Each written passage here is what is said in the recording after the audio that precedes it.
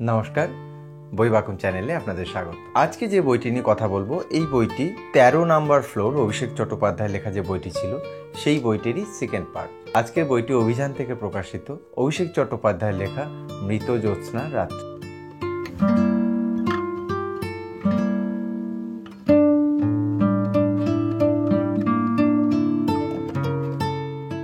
আপনারা যারা এখনো 13 নাম্বার ফ্লোর পড়েননি তাদের কাছে আমার একটা অনুরোধ থাকবে, এই বইটির রিভিউ দেখার আগে যদি সম্ভব হয় তাহলে 13 নাম্বার ফ্লোর যে বইটা আছে সেটা একবার পড়ে নিন।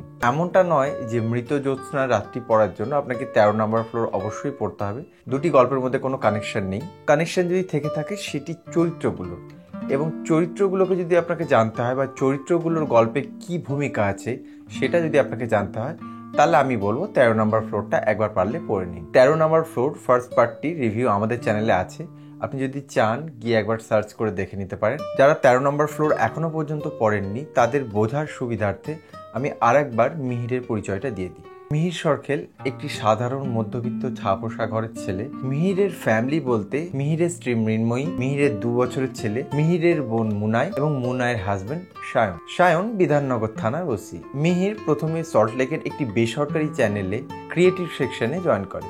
ক্রিয়েটিভ সেকশন থেকে আস্তে আস্তে তার প্রমোশন হয় পরিচালকে। জীবনে উন্নতি কে না পছন্দ করে, তবে এই উন্নতি হয়তো মিহিরের জীবনে কাল হয়ে দাঁড়ায়। ঘটনা শুরু হয় আত্রেয়ী সেন নামে এক অভিনেত্রীর ওপরে প্রাণঘাতী হামলা দিয়ে, এবং এই প্রাণঘাতী হামলার অভিযোগ এসে পড়ে স্বয়ং পরিচালক মিহিরের উপরে।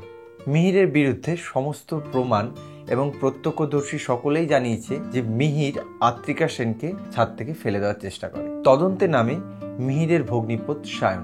13 নাম্বার ফ্লোরে মিহির এবং তার ফ্যামিলি যখন বিপদে পড়েছিল তখন প্যারানর্মাল ইনভেস্টিগেটর নীলাম্বর ব্যানার্জি মিহিরকে সাহায্য করেছিল। হঠাৎ করেই নীলাম্বর ব্যানার্জি গায়েব হয়ে যায়। নীলাম্বর ব্যানার্জিকে কোথাও খুঁজে পাওয়া যায় না।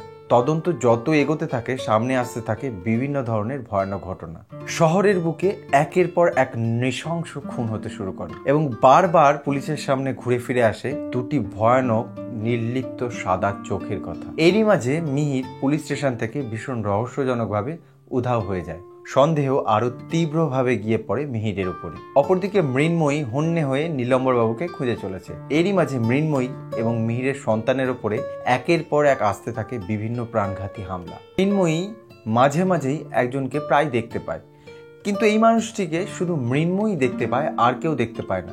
গল্প যত এগোতে থাকে বিভিন্ন ধরনের প্রশ্ন সামনে আসতে শুরু করে। এই যে নৃশংস খুনগুলি হচ্ছে সেগুলো সাধারণ মানুষের পক্ষে করা কোনো মতেই সম্ভব না। তাহলে খুনগুলো কে করছে? এই সাদা ভয়ঙ্কর চোখগুলি আসলে কার?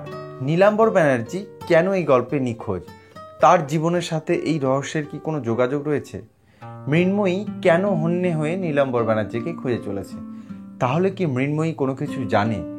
শেষ পর্যন্ত তাহলে মিহির এবং মিহিরের ফ্যামিলির কি পরিণতি হলো?